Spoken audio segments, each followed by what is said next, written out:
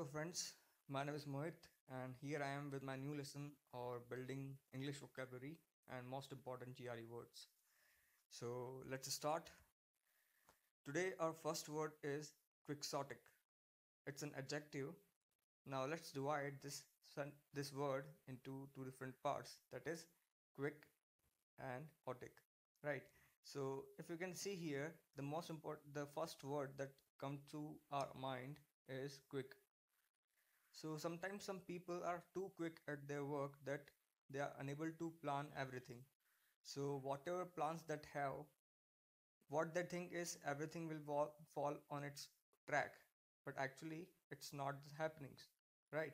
So this kind of idealistic thinking, so sometimes it creates problems in their problem solving.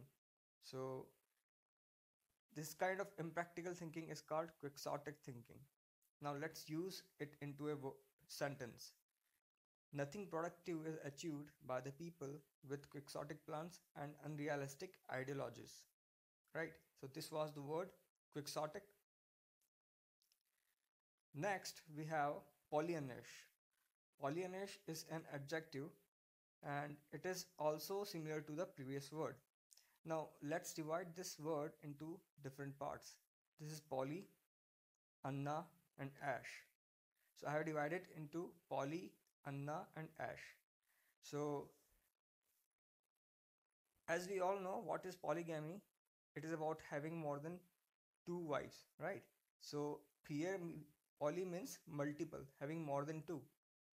So just similar to that, I will derive the meaning of poly as multiple. Anna is a man and Ash means he is chilling out. So despite having multiple tasks, multiple works, multiple accounts or multiple responsibilities, Anna is still chilling out, right? So Anna is really a very chill out person. He is so optimistic that he does not care about the reality. So all those persons who are highly optimistic and ideally thinking, this kind of characters are described by this word Pollyannaish. Like it is, you can also refer this word for some of the startups that they think that everything will fall on the track, but actually it not happens and they finally lead to a failure, right? So let's use this word. Despite going through 5 setbacks, Nitish was reluctant to revamp his Pollyannaish thinking. So this is how you can use Pollyannaish in your daily life. Our next word is cryptic. As we all know, a word that is encrypted. Encrypted means it is hidden, or we will have to enter some password in order to open that file, right? So just from the same word we can decide its meaning. Anything that is hidden or having a mystery that is not clear, anything that is not clear, that is cryptic or coded. Like Shakya responded cryptically when I asked him about his birth date, right? So the way he responded, he just responded, but the his response does not clear his birth date. So it is crypted, or we can say encrypted, right? So cryptic is also an adjective, and here it describes the way of his response, right?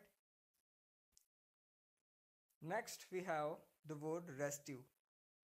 Now as the name suggests, restive, we will think that the person who is stable or who is stable at his thinking, but actually it is just opposite to that. We can divide this word into two parts, that is rest plus negative. So negative of rest is one that is not unstable or not stable. So the meaning of restive is restless. It's also an adjective. So let's use it into a sentence to frame a sentence. The elephant went restive when it heard the sound of crackers, right?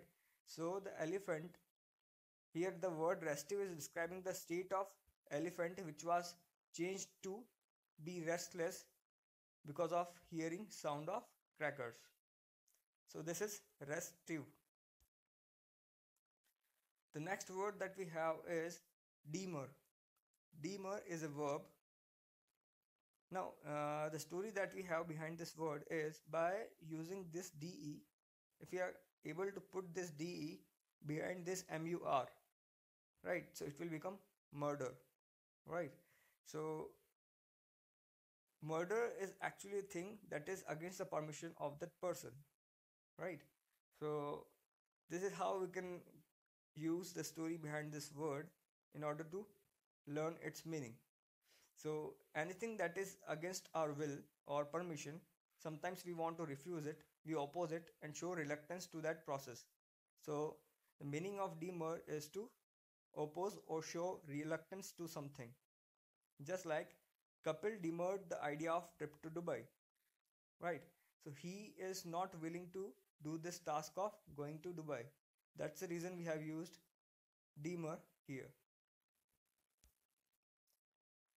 The next word that we have is wanting. This is the most confusing word. What everything will, what everyone think about wanting is that if you are wanting something, if you desire something, that will be wanting. But here it is an adjective, not a verb, right? So how we can recall its meaning? It's like something will want only when it lacks something, right? So you can have a story in your background, in your mind, that if there is some scarcity or lack of something, then only it will want something, right? So one that demands, it will want something.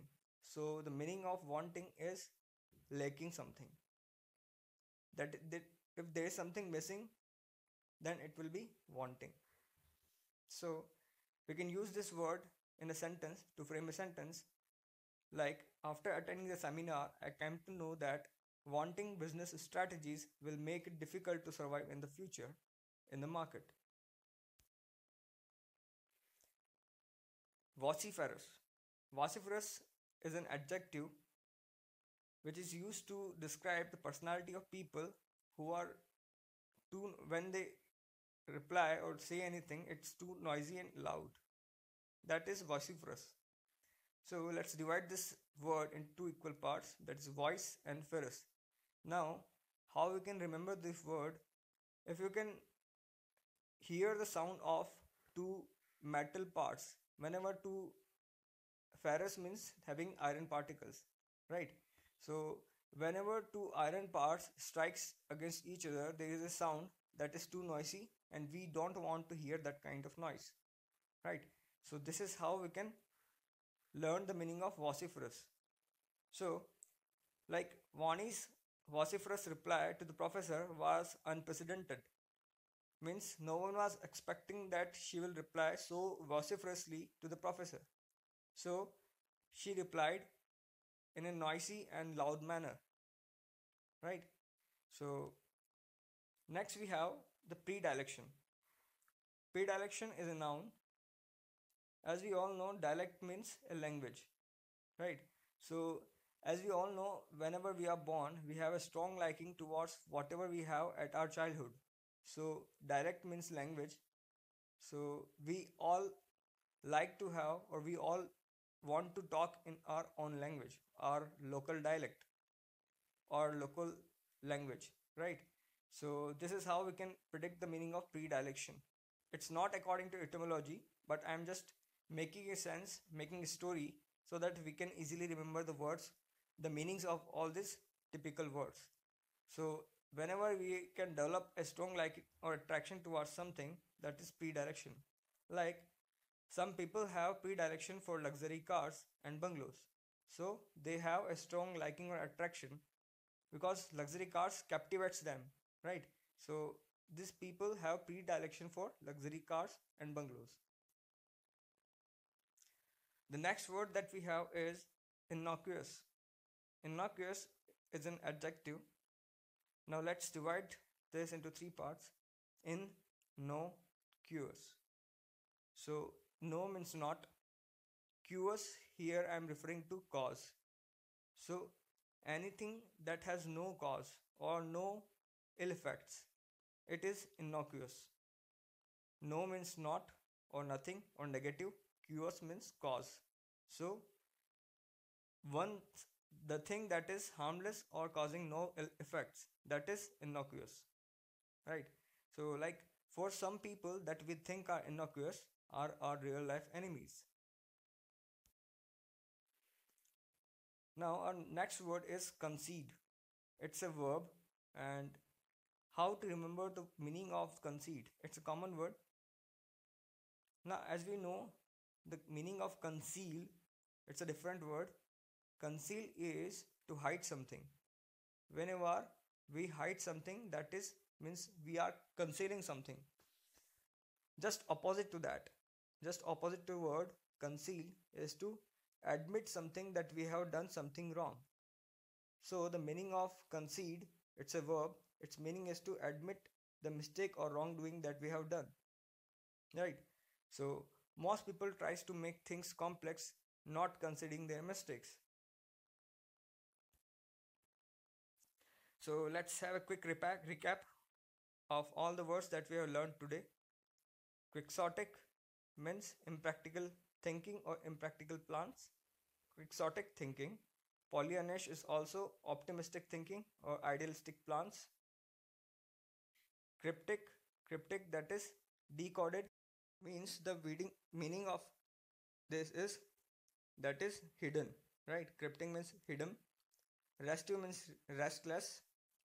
Demur, demur means to oppose or show reluctance.